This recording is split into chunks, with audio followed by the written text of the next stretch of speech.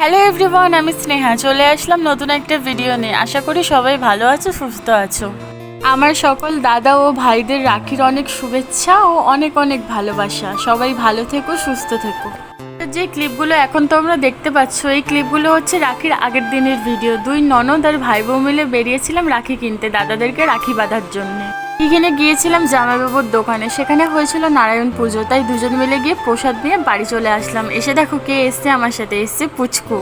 শরীরটা একটু ভালো নেই, তাই ডাক্তার লিখে দিয়েছে ব্লাড টেস্ট করার জন্য, তাই আজকে সকাল সকালই ব্লাড নিয়ে গেছে বাড়ি থেকে।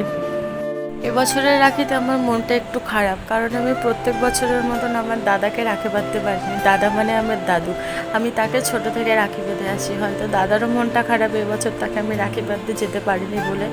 এবছর যেতে পারিনি তো কী হয়েছে, সামনের বছর আমি নিশ্চয়ই যাবো আমি আমার দাদাকে রাখি বাঁধতে। এখানে সবাই এক এক করে রাখি বেঁধে নিচ্ছে, আর সবার রাখি বাঁধা হয়ে যাবার পরে আমিও দাদাকে রাখি বেঁধে নিচ্ছি।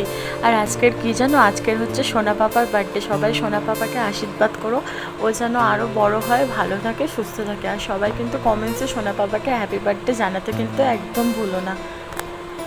এখানে রাখি বাঁধার পর্ব শেষ হয়ে গেছে, তাই আমি এখানে সবার জন্য ঘুগনি বানিয়ে নিচ্ছি। আজকের ভিডিওটা এইটুকুই, দেখা হবে নেক্সট ভিডিওতে। সবাই ভালো থেকো, টাটা।